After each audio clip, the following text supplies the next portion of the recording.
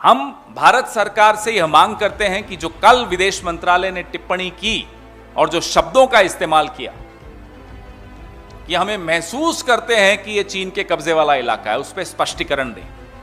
We want an immediate clarification from the government of India on the words used by the Ministry of External Affairs yesterday, that it is felt that that area is under Chinese occupation.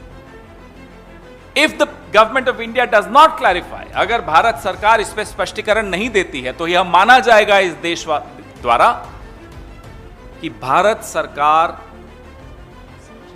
प्रधानमंत्री की छवि बचाने के लिए किसी भी हद तक जाने को तैयार है, अपनी सीमाओं की रक्षा करने को तैयार नहीं है, और जो पिछले कई दशकों से हम जिसे अपना इलाका मानते आए हैं, भारत सरकार उस पर भी आंखें मूंदने को तैयार है।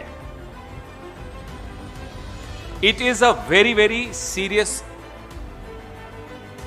Point of concern, issue of concern for each one of us, and we would call upon the prime minister, और तो किसी की चलती नहीं इस सरकार में,